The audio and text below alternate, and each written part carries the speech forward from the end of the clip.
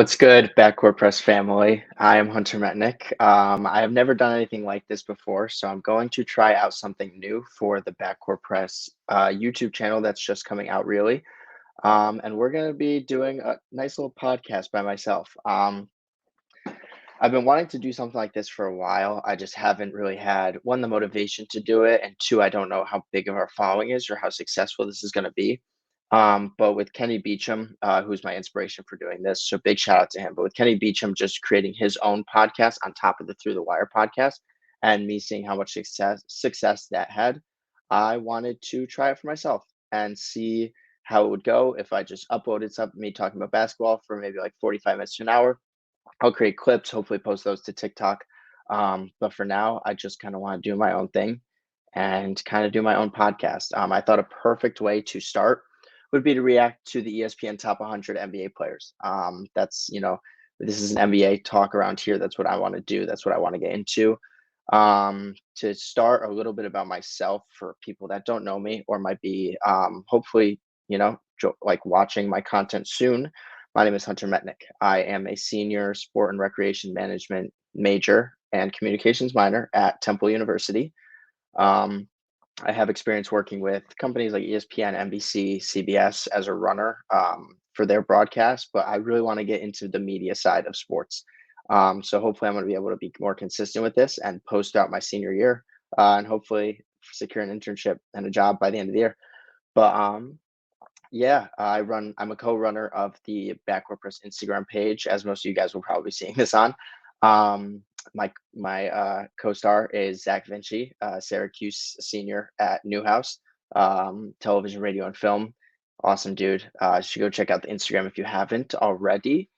Um, that's kind of, I think this is just going to be a talk show. Next episode, I should have a microphone in front of me. It's going to be awkward right now because I talk with my hands. I move around a lot, but I can't find my microphone right now. I think I may have left it back in my home in like where I grew up. So hopefully I'll have that by the next episode. But today we're just rocking with AirPods. So hopefully they last and it works well enough. But yeah, why not? Let's try something new and see if it works. I'm going to hopefully be doing other content too. I'm going to be doing like rankings, quizzes, all sorts of media stuff, random talks with people, and just trying to have fun with this and see where it can lead me to. Hopefully, like sorry, wrong corner. The little logo we got in the corner. I don't have a backdrop right now or anything, so you're just gonna see my mini basketball hoop, my brick background. If my cat shows up, I apologize as well. But yeah, I wanted to talk about the NBA 100 list, and I figured this is a fun way to do it. So yeah, let's get into it. A lot of you guys have probably seen a lot of people talking about it recently, because it's been a huge thing out and about this top 100 list and how certain players aren't on it. Like Derek White, I saw wasn't on it, which is insane. Some teams have as many as 6 players on it, while other teams like the Spurs only have one, and it's just their rookie. So it's a little interesting to see, you know, how ESPN ranks it. I also saw that they do this based on it's a projection for the end of this year. Mind you, if you see me looking this way, this is where the list is. So that's why I'm going to be looking this way, unless you're listening to this on an audio platform. If so, thank you. But yeah, it's supposed to be a ranking of projection for the end of this year, which I don't understand. We'll get to that in really the 50 through 100 range because a lot of these players don't make sense if it's going to be the end of this season projection or it's going to be ranking them right now. You'll understand what I mean when I get closer to it.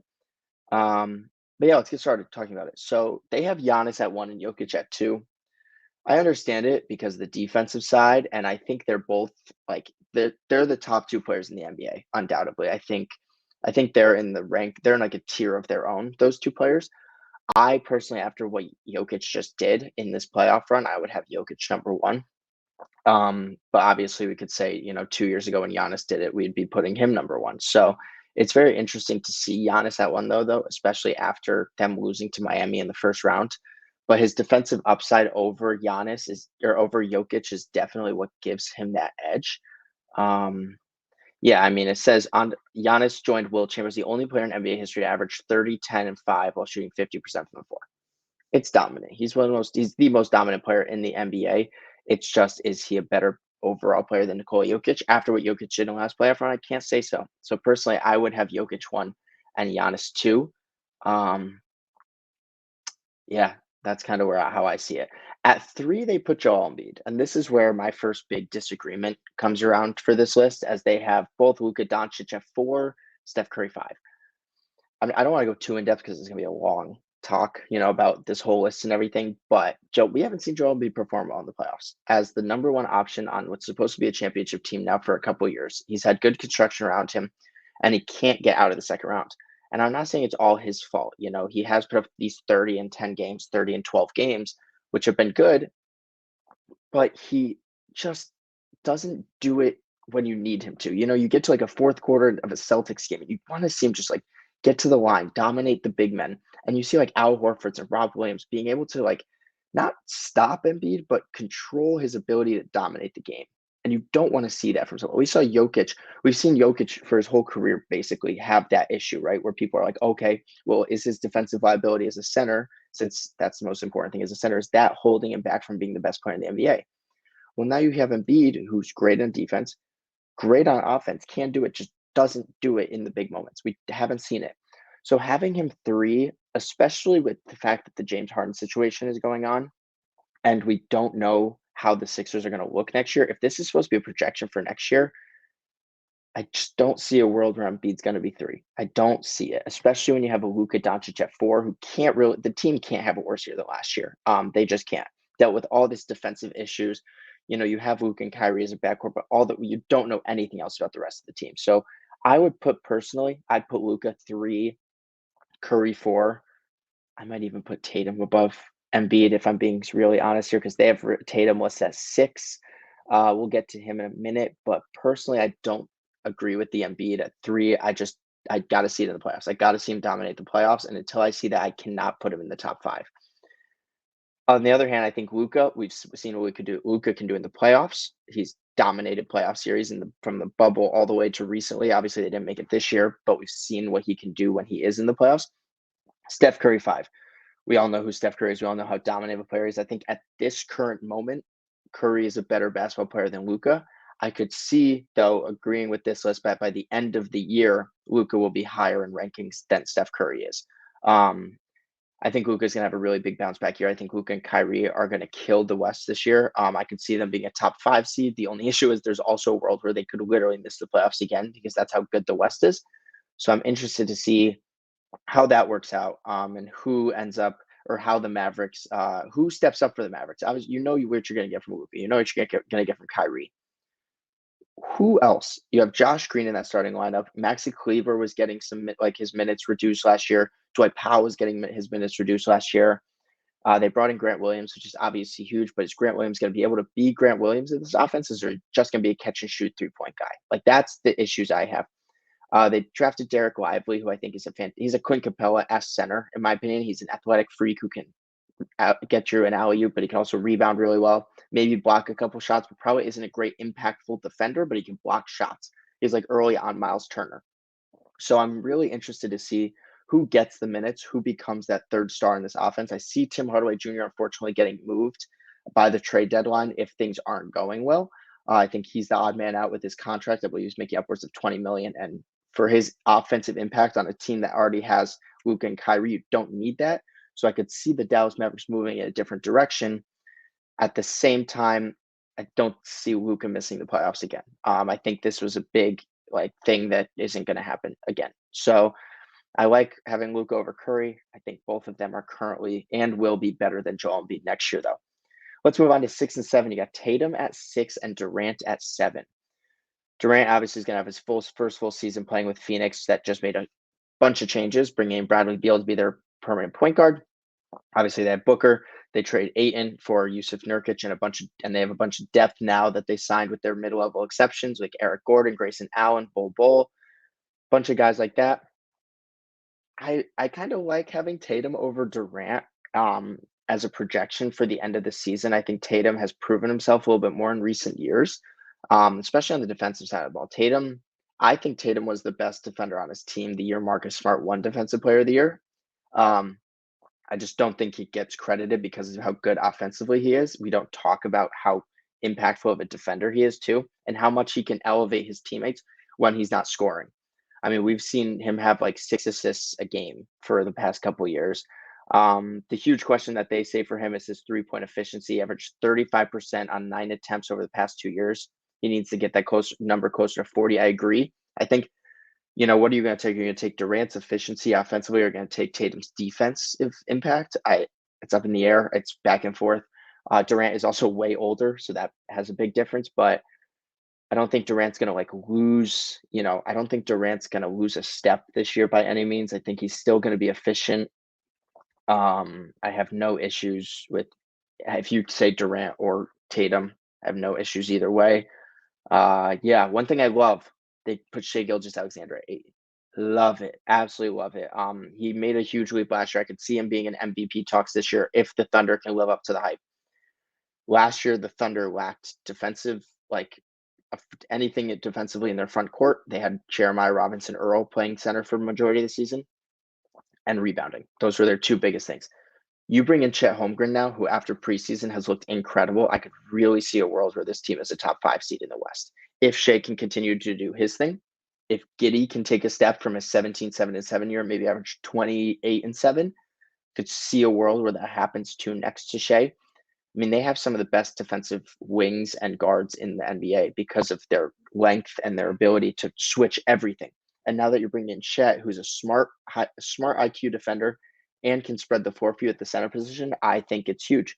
And if the Thunder have this huge year in the West, all the talk's going to be about Shai and Chet, really, and the fact that Shai should win MVP.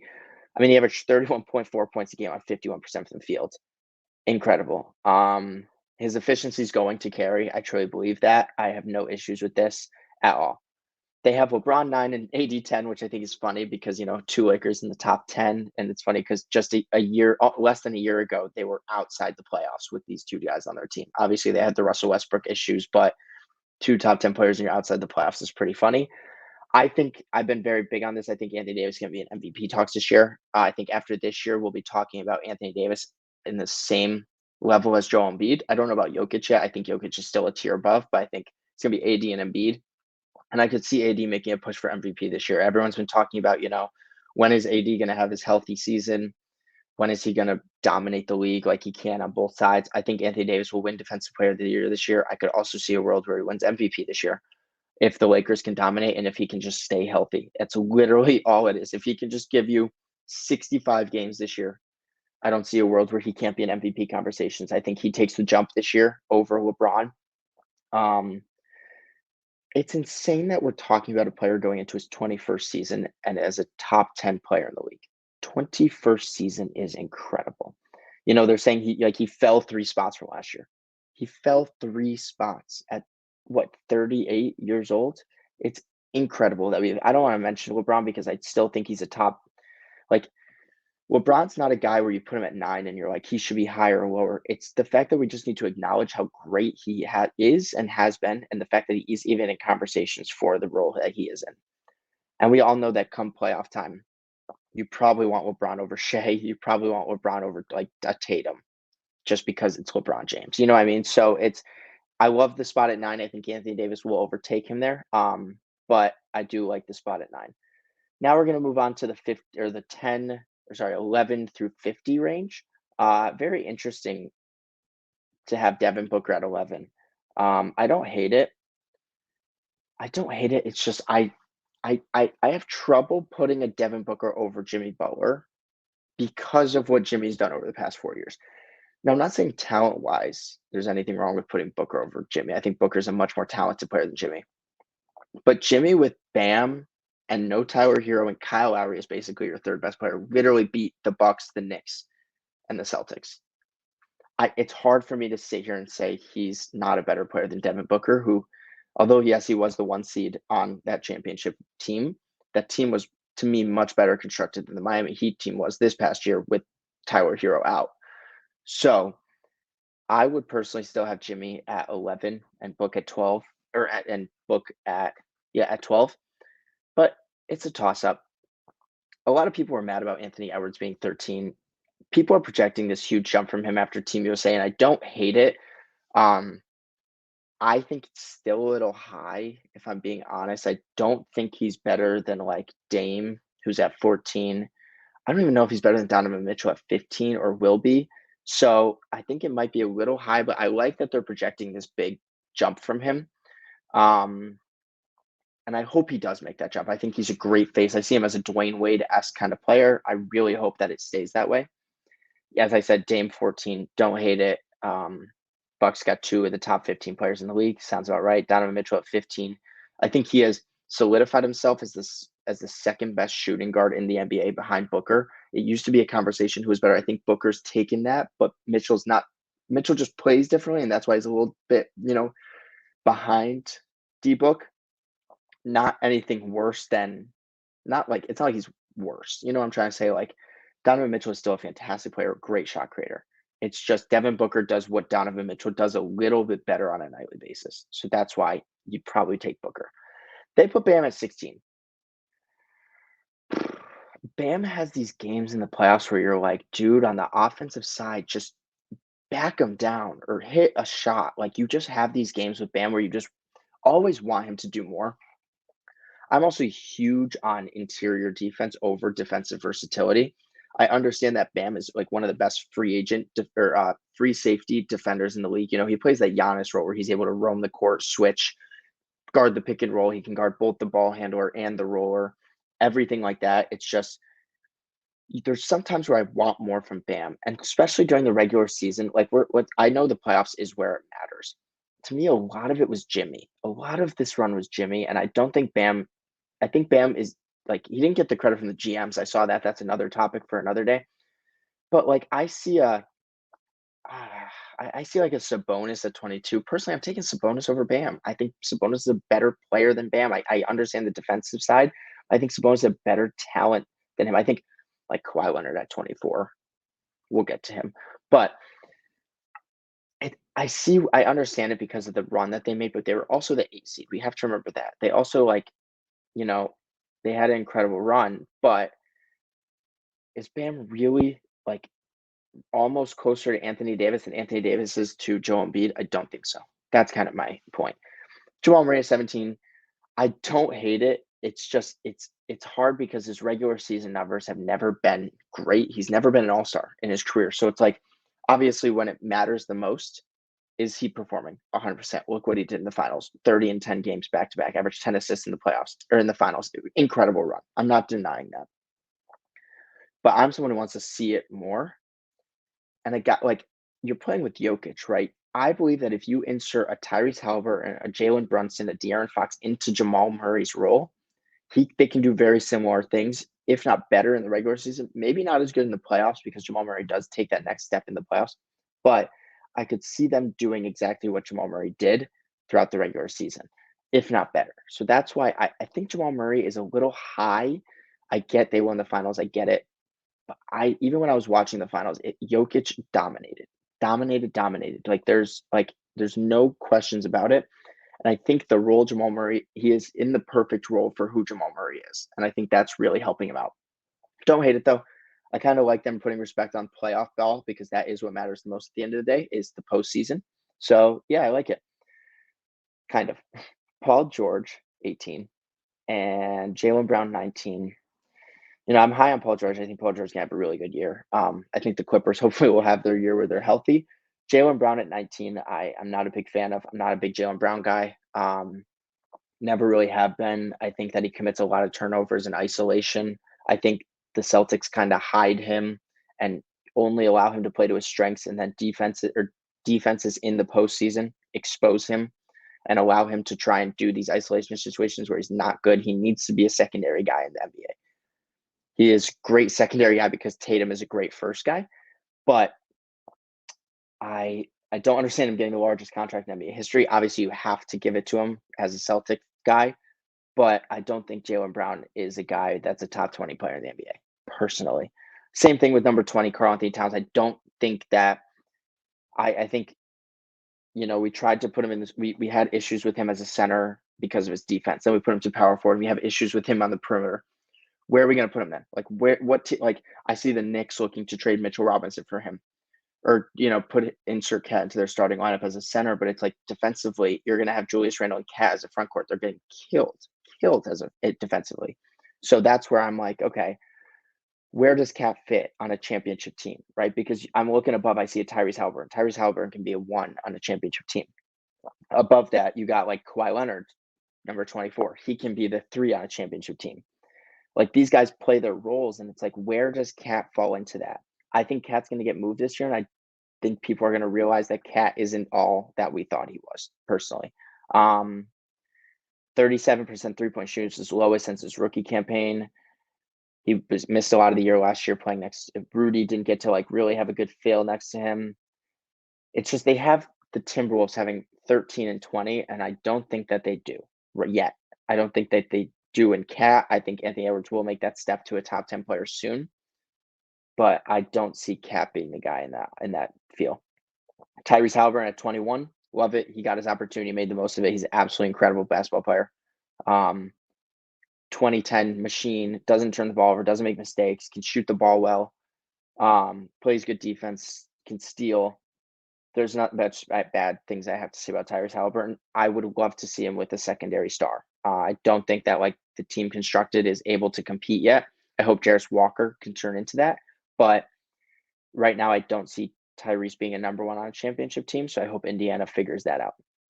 Then they have the Kings duo, Sabonis Fox, 22-23. After the year they had, I cannot disagree too much with it. Not much I have to say. They were really good. They figured it out. The slow pacing of Sabonis running the half court with the transition, fast play of De'Aaron Fox. It worked really well. Huge shout out to Mike Brown, fantastic coach. Was great under the Warriors. I'm a Warriors fan, also throwing that out there. But it was great under the Warriors as an assistant. Goes to Sacramento and implements the offense there. Brings Kevin Huerter into the Klay Thompson role. I mean, boom, everything worked out so well for Sacramento. So happy for them. Hoping they make the playoffs. I could see a world where they miss it this year, and that would suck for the fans. But yeah, we'll get into predictions for the standings another time. Kawhi at 24. I get it, right? You get it because of injuries. But last year, for the second half of the season, his numbers were undoubtedly. I remember on our Instagram page, we did a poll with no names involved. It was 2 players over the course of a span of like 30, 35 games. It was Kawhi and Tatum, right, in the second half of the season. Kawhi smoked him. I mean, Kawhi was averaging like 36 and 6 on incredible efficiency shooting. Great defense still. We know it's Kawhi Leonard, and then he gets hurt, and then we don't see him play again, and everyone forgets how good he is, and it's frustrating because this constantly keeps happening. But, he averaged 35, 6 and 6 in games 1 and 2 in Phoenix before a right knee injury. If Kawhi could just stay healthy, this man is a bona fide top 8 player in the NBA. He's right in the conversation with Tatum, Durant, and Kawhi. It's just he can't stay healthy. So that's where I'm confused though, because they have him ranked below these other guys when it's a projection for next season. So projecting he gets hurt again.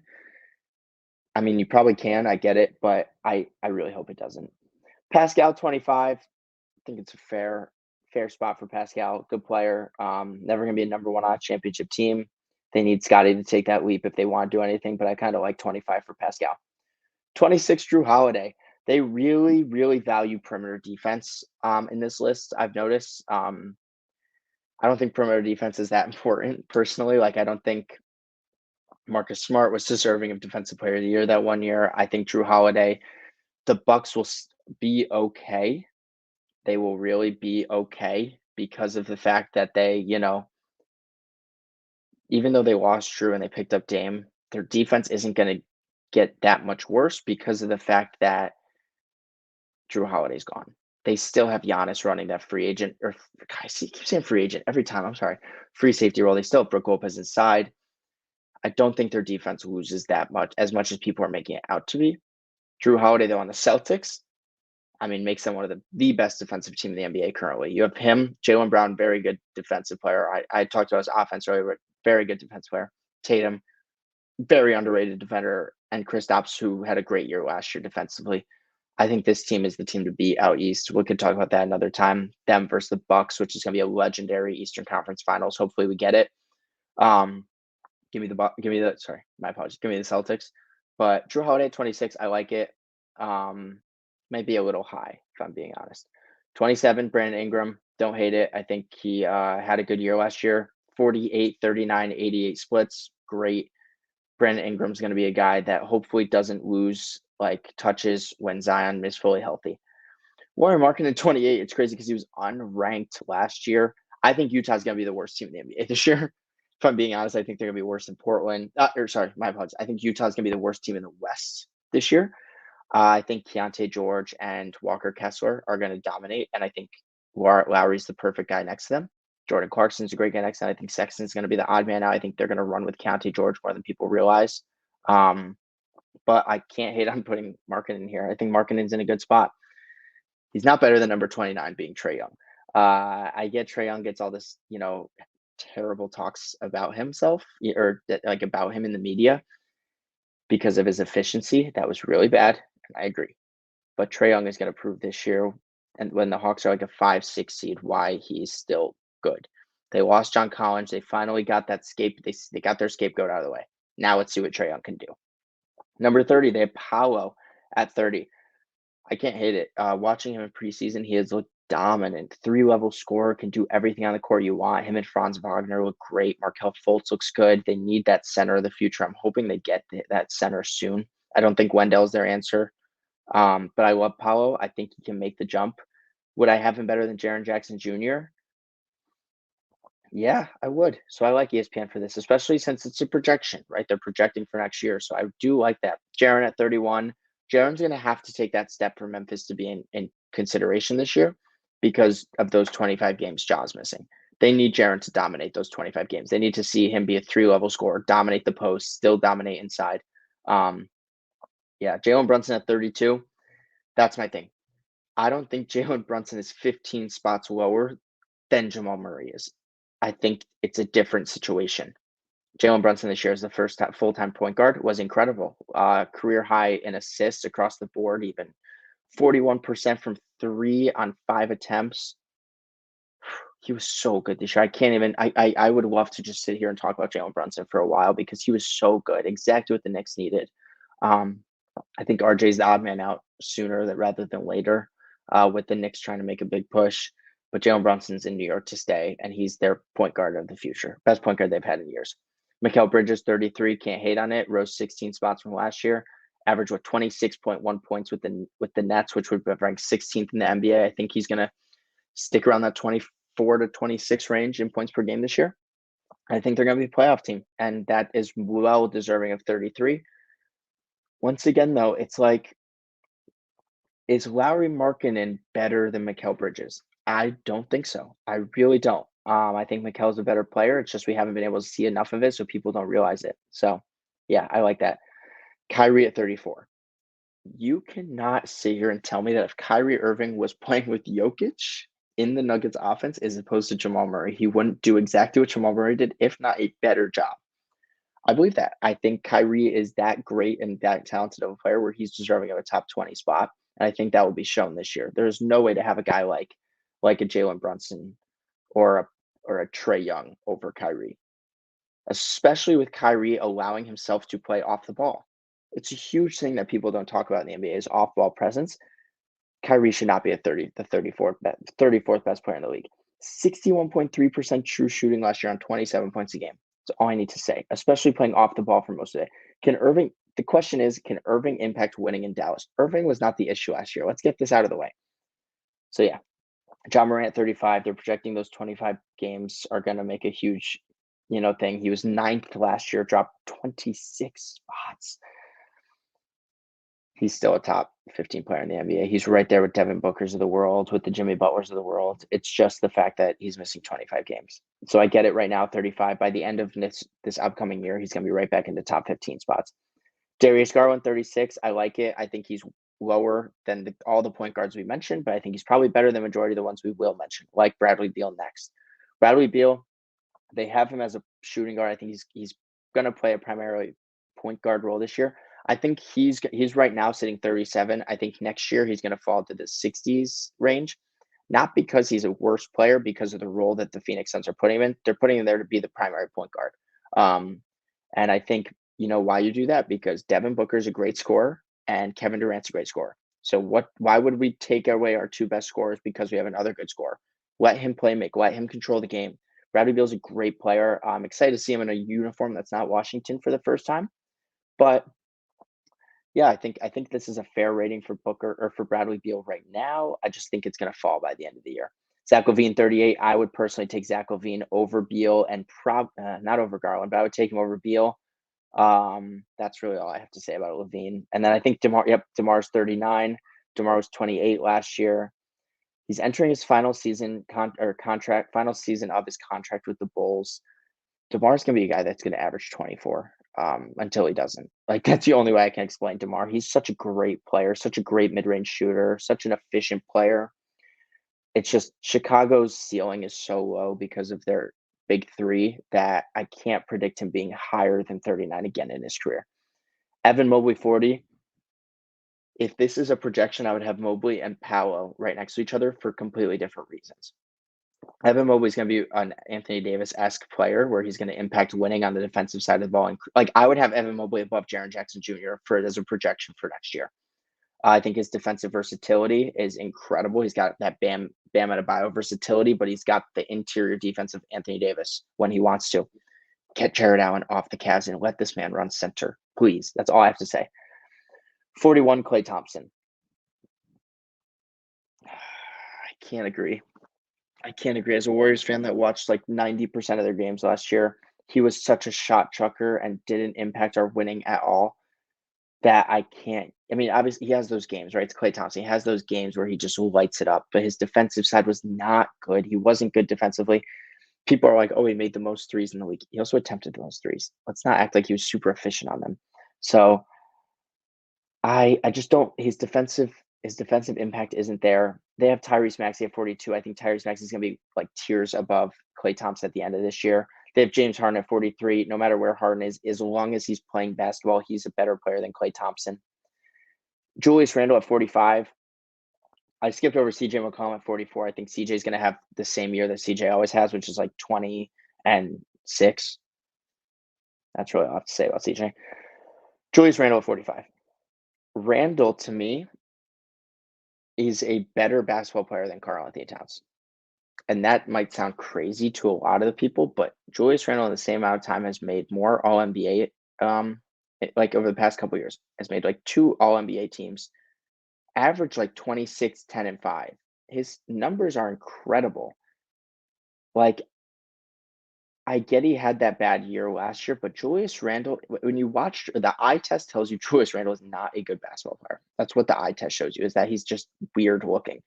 But when you actually like buckle down and see what he does for this team, he rebounds well. He doesn't like mess up defensively too much, and he scores. He can score the basketball.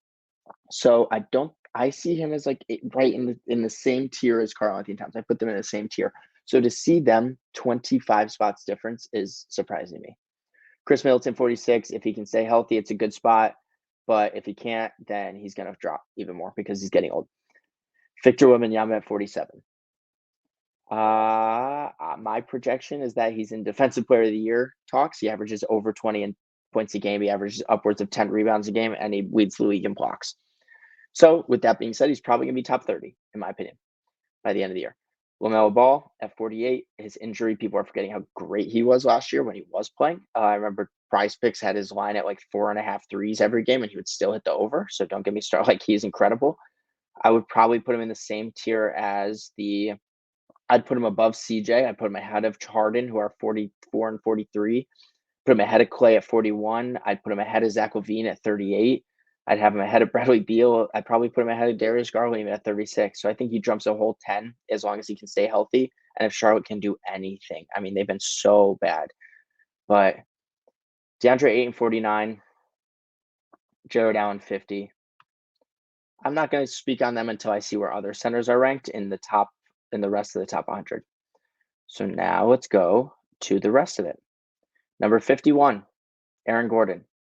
Once again, these Denver Nuggets role players being a little bit overranked because of how good Jokic is. That's my opinion. I mean, I'm not saying he wasn't great. Not saying he wasn't great. In game 4 of the finals, he put up 27, 7, and 6. Awesome. Great. Look what he did in Orlando. He's not a different player than in Orlando. He's just playing a greater. He's thriving in the role that Mike Malone put him in. So, yeah, I mean, they say with Bruce Brown gone, could Gordon see an uptick in opportunities? I think so. I think this is a good spot for him. He's like, I think he's right. It's like an 84 and 2K. I think it's perfect spot for him. Yeah. Franz Wagner, 52. Once again, great spot. I think he's the perfect second option for Paolo Banchero. Great wings. They just got to figure out that center position. Josh Giddey, 53. Didn't he average like set? Yeah. Hold on. Point guard is averaging his third season after averaging 20 points, 7 assists, and 9 rebounds in his final 8 games of last year. Shot 32.5% from 3. Really bad, especially when you have Shea next to you, who doesn't shoot the 3 ball well either. But I could see Giddey making that jump, like I said, to about 27 and 6. Yeah, I think he could. Andrew Wiggins, 54. We just got to see him play. He missed a lot of time at the end of last year due to personal reasons. We got to see him play again. Draymond Green at 55. Draymond is a more impactful basketball player than Aaron Gordon is, right? Like, he's a more impactful basketball player than DeAndre Ayton and Jared Allen are. I can't have him. Like, Draymond Green is a better basketball player than Chris Middleton is, in my opinion, because of the defensive side of the ball. So I can't agree with him being 55. I would have him higher. I guess that's all I have to say. Fred VanVleet at 56. New face, new place. Obviously, he timed that huge deal in Toronto. Last year, he averaged 19 and 7. But his efficiency was so down, and I really hope that he can get that back up because Fred is an awesome player when he is on. It's just the fact that he was not on last year. Then he signed this huge contract. So now he has an even bigger role that he has to step into.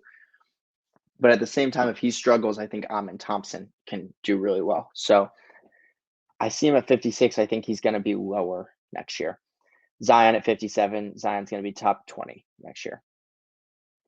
I hope he stays healthy as long as he can stay healthy. If he can stay healthy, he's a top 12 player in basketball because of how dominant he is. Last time we saw him healthy, he was an all-star starter averaging 27 on like 65% from the field. He is a dominant player. And when last time he was healthy, they were the 1 seed in the West. I mean, we just need to see him healthy for a full season. I don't understand 57 for his ranking. Like, he's not a worse basketball player than Fred VanVleet. Zion Williamson is a much better basketball player than Aaron Gordon. Imagine like Zion next to Jokic. It's a glorified Aaron Gordon. So I don't know. I don't understand Zion at 57. I think it's insane. I get it. He didn't play a lot and injuries are the issue. But like, we're also supposed to be projecting here for next year. I don't get it. Jeremy Grant, 58. He signed that huge deal. I don't know if he's going to stay with Portland. If he does, he's going to average just normal like 18 to 20 points a game. He's going to fit on that rebuilding team. I think he's exactly what that rebuilding team needs. I just hope he doesn't take opportunity away from Shaedon Sharp. Marcus Smart, 59. A little bit overrated in my opinion with DeJounte Murray, 60. I think DeJounte Murray is a much better basketball player than Marcus Smart is. I think that's really all I have to say there. Desmond Bane at 61. Desmond Bane's going to be a player that's higher up on this list next year because of the 25 games that Ja misses. He's going to come in and average about 25, 26 a game on good efficiency. He's a great shooter, great scorer, solid 3 level, but more of that like score, that spot up shooter. His rebounding and assist averages have increased significantly each season, so hopefully he can continue to be an all-around player, even with that just tiny wingspan. Sorry. Kristaps, 62. I would take Kristaps over both DeAndre Ayton and Jared Allen. So, like I was saying earlier, I think Kristaps is a top 50 player in the league then, if according to this list. They're projecting they have Scotty Barnes 63 when they had him at 39 last year. If we're projecting, aren't we going to say that he's going to bounce back from this sophomore slump year, especially now that they got rid of a big scorer in Fred VanVleet and brought in Dennis Schroeder as more of a playmaking guard anyway? I see Scotty Barnes, if he's going to do it, this is his year. And if he doesn't, then we're going to have the talks that he's not going to be a number 1 on a championship team, and he never will be. And Evan Mobley's better. Sorry. Rudy Gobert, 64. I'm taking Gobert's impact defensively over Jared Allen and DeAndre Ayton pretty easily, actually, too, because he's also the best screen setter in the NBA, and he's also one of the best role men in the NBA. Now, obviously, you can play him off the floor, but let's not act like you can't play Jared Allen off the floor. Let's not act like DeAndre Ayton didn't play himself off the floor. So I would have Gobert higher. I'd probably have Gobert and Kristaps right next to each other. Miles Turner at 65. Miles Turner is a better center than both Ayton and Jared Allen. So he's right in that talk. I used to be I used to think that Miles Turner was very overrated for a long time. Although he averaged the same amount of blocks this year, his defensive impact was actually great this year as opposed to previous years where he was just block hungry and foul hungry. I think this year he finally stopped being super like just hungry for blocks and actually played really good interior defense. Averaged 18 and 8 last year. I think he's going to play well next to Tyrese Halliburton if they don't move on from him, but they did sign the contract, so I think he's there to stay, even though he's been in trade rumors for like 19 years now. Um, I think Miles Turner is a better basketball player than Jared Allen. Yeah. Austin Reeves, 66, can't hate on it. He had a huge year last year. Um, Shot 57, 50, 95 shooting splits. Maybe on I think on Team USA, this is saying that. But I can't hate on Austin Reeves being 66. Oh, OG Anunoby being 67, though I will say OG's probably still a better basketball player than Austin Reeves, and I think he will be by the end of this year. Don't be surprised if OG's not on the Raptors, though, by the end of the year. Michael Porter Jr., 68, can't hate it. Solid spot. Brook Lopez, 69.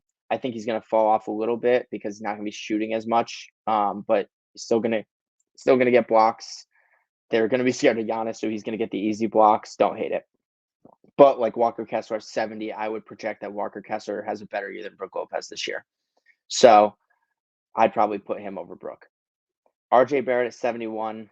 It sucks because we've always wanted RJ to just take that leap that he doesn't do. So I don't think this is going to be the year. I think RJ is going to be the main package in a trade for a superstar, whether it's like Paul George, Kawhi Leonard, Cat. I think RJ is the guy to go in that Knicks team. We just always want RJ to be more efficient, and he hasn't been. So I can't hate on them for putting him at 71. He's one spot in front of Jordan Poole, and I think Jordan Poole is going to be much higher than 72. I think Jordan Poole will be in the same talks as LaMelo, Darius Garland type guys this year because he's going to average 28. There's no reason why he doesn't. Chet Holmgren, 73. Don't hate it. People don't know what to expect for Chet. I think he's going to be great. So I would probably project for him to be top 50 next year, but don't hate the ranking right now for Chet. This is insane. Nikola Vucevic at 75, Cade Cunningham at 74. So if we are projecting, you think Cade Cunningham is going to be just one spot higher than Nikola Vucevic after this year? That's insane to me. Cade Cunningham, if he plays a healthy year, is a top 30 player in the NBA. He eventually will be in talks with John Morant, like Donovan Mitchell type talents. I really believe in. I'm a huge believer in Cade Cunningham. I think him and Jaden Ivey are going to be incredible next to each other. He played 12 games last year and got injured. Like, how he was 35, like he was 35 in 2022. I think I would see him in the same spot right now. Right now, for if we're doing projections for this upcoming year. Because how does his projection fall off because he got injured for a year? That's my question. He still played great in the 12 game. Like, I have Cade much higher than 74 on Vucevic at 75. Sure. Chris Paul 76. I don't think he'll be in the top 100, but I think the Warriors are going to win the championship. So I think he's going to impact winning a lot. But I don't think that the Warriors have like individual great talent. I just think they have great players that fit next to each other. Like Klay Thompson fits next to Curry. Chris Paul fits way better than Jordan Poole did last year. I could do a whole hour-long podcast just on the Warriors. Him and Draymond Green are going to coexist great. Chris Paul just doesn't turn the ball. Last year, the Warriors lost games because Steph Curry would give them a lead. He'd go to the bench and we'd lose. We'd blow the lead. That happened every time. We are now bringing in the highest IQ point guard in arguably NBA, one of the top 5 IQ point guards in NBA history, to say, hey, don't lose the lead. Curry's going to come out. You just, unlock Jonathan Kuminga, unlock Moses Moody, and just don't lose our lead. If anyone's going to be the best person to do it, it's Chris Paul. I don't understand how people have the Warriors not being great this year. Because maybe this take will come back and bite me, but I don't think Chris Paul will be top 100. But I also think he's a much better fit than Jordan Poole was. Jordan Clarkson 77. He's always going to be in this range. Scoot 78. Scoot by the end of the year will be looked at as a better player than Jordan Clarkson, so I'd have him higher. Tyler Hero 79. I think Tyler Hero has a huge bounce back year, especially after all the trade. We thought Tyler Hero was gone, and now he's back in Miami. And let's be honest, what did they need? Scoring. He can do it. He's going to be a better player than last year. They had him Last year he was 61. I think he goes right back to that range, like this 55 through 65 range, as opposed to 79. Jalen Green, 80. I think Jalen Green's not going to take the step this year that people want him to, at least scoring the ball, because they brought in Fred VanVleet, Dylan Brooks, these other guys that are going to shot chuck, which sucks because I think Jalen Green's a fantastic scorer and a great talent. But I see him as like that Jordan Poole-esque guy where if he like could have a couple more years, he'll be the number one on a playoff team, but not like I don't hate the 80. I think he's a better player than Jordan Clarkson, Tower Hero though. So yeah. Bobby Portis, 81. Cam Johnson, 82. Love me some Cam Johnson. Just such a 42% from three. 4-year, $108 million deal by the Nets. Him and Mikal are so good. Perfect for the Nets. Tobias, 83. I like having Cam Johnson one spot above Tobias. Clint Capella, 84. To me, there's not much of a difference between like a Jarrett Allen and a Clint Capella, and there's 34 spots in between them. That's really all I have to say there. Anthony Simons at 85. Everyone's talking about Shaden Sharp and Scoot, and Anthony Simons is going to lead this team in everything. He's going to average about 24 and 8 and be incredible. So don't be surprised if Anthony Simons is going to be, at the end of this year, a better basketball player than Klay Thompson is to the media. And there's 44 spots difference from them. There's my take. Kuzma, 86. He's not good. He's sure. Cool. Buddy Hield, 87. Every team wants him. Every team's going to try trading for him again. He's probably not going to get traded. So I hope he gets traded. I hope he can show his impact on a winning team, but it's Buddy Hield. We don't know. He's never played a playoff game. Kevon Looney, 88. Love seeing Kevon Looney get his flowers finally, because he's been such a great rebounder and such a great fit for the Warriors that he's finally getting his, flowers from the media. Being just in the top 100 is awesome. Robert Williams, 89. I'd probably take Rob Will over Kevon Looney at talent-wise, but I see why they have Kevon Looney above him. John Collins at 90. I think this will be big. I think this is a huge year for John Collins because he's finally out of Atlanta. He's finally smiling. Shot 29% from three last year. He needs to get back to his career averages, which are 55% from the field and 36% from three. It would be huge for Utah and the development of that team. Josh Hart, 91. Josh Hart's more of an impact winning player or a winner, more of a winning player than RJ Barrett is, in my opinion, for the New York Knicks. So I like Josh Hart. I think if RJ gets traded for like Cat and Josh Hart has to start, I think it's going to be huge for them, personally. Emmanuel Quickly, 92. Knicks got a lot of players in this. That's really my biggest thing from Quickly. Quickly, did he win Sixth Man of the Year? He was a finalist, but he didn't win it. Why am I blanking on who won Sixth Man of the Year? I'm sorry, guys. That's crazy. But I like Quickly. I think he's a great backup. I think he's exactly what the Knicks want, which is like a fun guard off the bench, combo guard, can play along the starters, can do his own thing at the same time. Great talent. Mike Conley, 93. Conley will be out of the top 100 next year. Russell Westbrook, 94. Talent-wise, there's probably not 93 players better than Russell Westbrook. But where he is right now in his career, I don't hate the fit. I don't hate it. Mike Conley was looked as a better fit for the Lakers than Russ Westbrook was, and that's probably why they have him ahead of Russ. I think Russ is going to fit great with PG Kawhi if they stay healthy. I wouldn't be surprised if Russ is out of the top 100 next year. Unfortunately, with young guys popping up, it's tough ranking Russell Westbrook because he can give you a 20, 10, and 5 and 8 game any night. But then he has those nights where he shoots like 1 for 18 from the field and 6 turnovers. And you're like, Russ, what? Just slow down. So I don't know. If any of you watch Dragon Ball, Russell Westbrook is literally just Vegeta. That's all I have to say. Jalen Williams, 95 for the Thunder. Don't be surprised if he's higher on the list next year. Harrison Barnes, 96. Don't be surprised if Harrison Barnes is not on the list next year. I think Harrison Barnes was not as big of impactful as Kevin Huerter was for them last year. So Grant Williams, 97. Dallas prioritized defense. I think Grant Williams should be around the same range next year unless he can be an impact defensive player for Dallas. That'll be huge. Sexton, 98. I think Sexton will be off the list next year. Valanciunas, 99. He averaged 14 and 10 last year, right? 14 and 10. I'm going to take a second here to look up Jarrett Allen stats. And I don't mean to be ripping on Jarrett Allen. I feel like it sounds like him. Jarrett Allen averaged 14 and 10 on 64%. Big Val averaged 14 and 10, and led all qualified players in rebound percentage. And he averaged 24 minutes a game last year. Like, so tell me what the biggest difference is. Jarrett Allen is not that great of a defender where we can sit here and say that he's 49 spots higher than Big Val. And I'm not trying to call out Jarrett Allen. I just think he's ranked too high compared to the talent of the other centers. Mitch Rob 100. Mitch Rob to me is very similar to Jarrett Allen. I don't see a big difference. If you traded Jarrett Allen and Mitchell Robinson, neither team gets worse and neither team gets better. So what's the biggest difference? I think the center position needs to be readjusted on this list heavily, but I don't hate a lot of it. I just don't understand how some of it is like, okay, we're going to project, Vic to be the 47th best player in the league, but then Cade Cunningham is 74th. Like, I think that's the stuff I don't understand.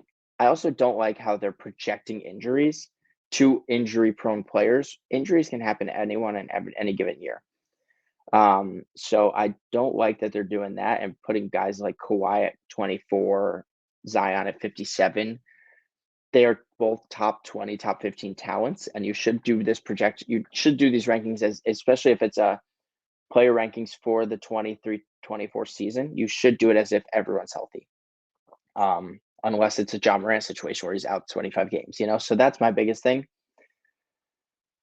Yeah, that was fun. I haven't been able to just sit down and talk basketball like this in a while. I also wanted to quickly do this here. Here's the on Kenny for real on the Kenny 2 Instagram or YouTube channel. I believe Kenny for real YouTube channel. He posted a video talking about the top 100 list, and a guy in the comments compiled how many players made the list per team. It's interesting.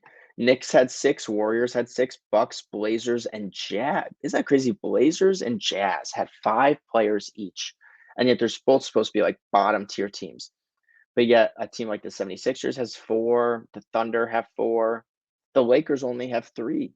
But they're such a deep team when it comes to their depth and their bench that's why they're going to be so good. I'm looking down here. The Heat only have 3, Mavericks only have 3. I'm trying to look at teams that are like supposed to be Suns only have the top 3 guys, which makes sense. But it's funny because like you look at the Suns and the Lakers both having 3. I'm taking the Lakers secondary players like 100 through 250 over the Suns guys. So that's why I have the Lakers so much higher in my predictions for them. Yeah, Nuggets only having 4 after a championship because we didn't see Bruce Brown on here. Very interesting to not see guys like Bruce Brown, Derek White on this list. I think both of those guys are a better basketball player than Colin Sexton, even than Valanciunas, Harrison Barnes. I don't know why I said his name so weirdly, but Mike Conley. So interesting to see some of these guys where they're ranked, but it was really fun. Here's the thing, right? You can never take these top 100 lists seriously because you never know exactly where. Like it's just media. It's all media hype. You see the players always like Kyrie came out and said like we don't care about your list, which that's how it should be. But the media just love, especially NBA media, they love to rank. They love to rank players and then have debates over them and not give one player their flowers because they're trying to debate another guy over them. And it's tough, as an NBA fan and someone who is involved with the media with my Instagram page. Like I hate ranking players a lot of the time because you constantly have to talk bad about someone to rank someone higher when that shouldn't be the case. So yeah, I like it. I always enjoy doing stuff like this though. So hopefully this isn't the last time this happens. I'm hoping to do this once or twice every week during the season and post these clips to the Instagram page. Hopefully a TikTok page is starting up. So hopefully you guys enjoyed it. Kind of a podcast style. If you want shorter content, please let me know in the comments. But that's it. That's Hunter Metnick. Welcome to the Backcourt Press. Different way of content. I asked you guys on the story. You guys said YouTube and TikTok. So here we go. Thank you for watching me react to the top 100 list, and I will see you guys soon. Thank you.